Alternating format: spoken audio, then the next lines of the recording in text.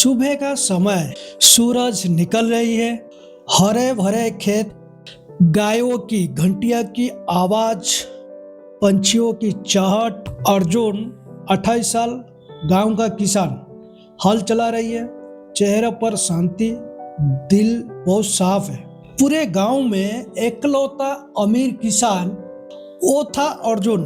उसके पास 80 एकड़ जमीन, 20 गाय, घोड़े, बड़ा सा घर, बहुत सारे फसल होता है हर साल। लेकिन रहता था बहुत सीधा साधा। वो टी शर्ट धोती पहनता था, किसी पर भी दिखावा नहीं करता था। एक दिन गांव में सफेद रंग की बड़ी कार आती है। कार से राधिका और उसके शहर वाले दोस्त उतरते हैं। सबके कपड़े चमकदार, बोलचाल तेज है, स्मार्ट देख रहे थे। राधिका अर्जुन को खेतों में काम करते हुए देखती है और हंसते हुए ताना मारती है। दोस्तों को कहती है, देखो देसी अनपढ़ खेती कर रहा है जो सिटी में देखने नहीं मिलता है। अरे ये तो देसी किसान है, लगता है पढ़ना लिखना भी नहीं जानता। लिखना पढ़ना आता था तो थोड़ी खेती में मजूरी करता। सब हंसते हैं। अर्जुन थोड़ा रुक जाता है, उनकी तरफ देखता है पर कुछ कहता नहीं, बस काम करता रहता है। लेकिन दिल में गहरा दर्द बैठ जाता है। रात को घर में अर्जुन दादाजी के साथ बैठा होता है। अर्जुन के चेहरे की उदासी समझ लेती है। दादाजी धीरे से कहते हैं, जिसकी नजर में मिट्टी छोटी लगे वो खुद बहुत छोटा इंसान होता है। अर्जुन बस चुप रहकर सुनता है।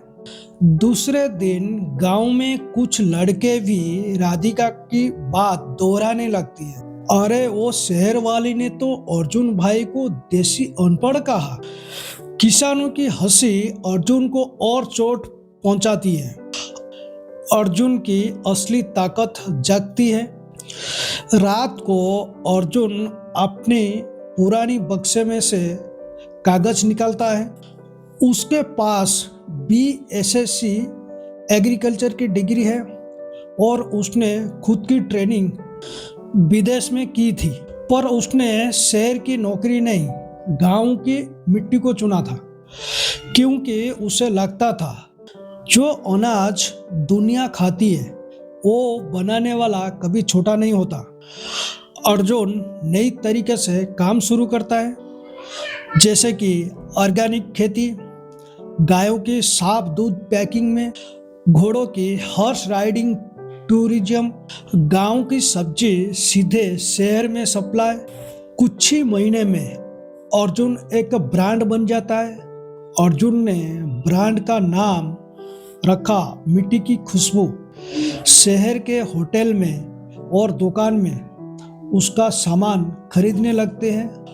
अब अर्जुन के पास बहुत सारे पैसा है, पर कोई घमंड नहीं, बस सादा सीधा रहता है, बस सोच ऊंची रखती है।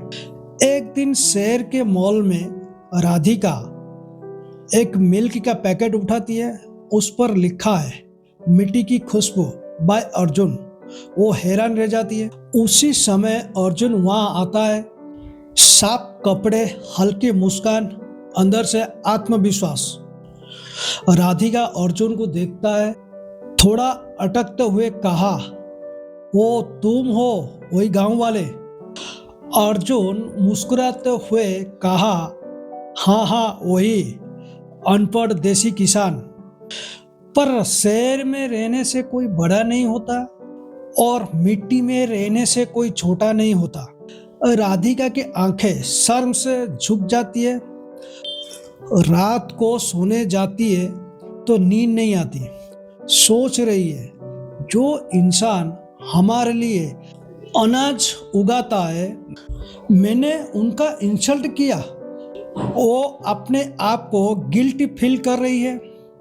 राधिका सोच रही है, मैं उसका प्रायश्चित करूंगा। दूसरे दिन राधिका सीधा गांव आती है। उस खेतों में खड़ी होती है जहां उसने अर्जुन का मजाक उड़ाया था। अर्जुन वहां काम कर रही थी। अर्जुन ने राधिका को देखते ही कहा, गुड मॉर्निंग मैडम, आप इस गांव में स्मार्ट सिटी में रहने वाली स्मार्ट लड़की क्या करने आए हो? फिर किसी का इंसल्ट करना है क्या? राधिका शर्म से आंखें नीचे करते हुए कहा, अर्जुन, गलती मेरी थी। मैंने तुम्हें कपड़ों को देखा, दिल को नहीं। प्लीज मुझे माफ कर दो। अर्जुन मुस्कुराते हुए कहा, जो सीख लेता है वही आगे बढ़ता है। माफी मांगने वाला हमेशा छोटा नहीं होता। राधिका कहती है, मैं बाकी बची जिंदगी आपका साथ बिताना चाहता हूँ, आपकी पत्नी बनके। आपको कोई एतराज ना हो तो। अर्जुन थोड़ा शांत हो जाता है, फिर कहता है, ठीक है, मेरे को कोई एतराज नहीं है। फिर दोनों गले मिलते हैं। राधिका गांव के बच्चे को पढ़ाना शुरू करती है। अर्जुन खेतों और कारोबार का विस्तार करता है। गांव में खुशहाल माहौल होती है। दादाजी कहते हैं, असली अमीर इंसान के दिल में होती है, पैसा में नहीं।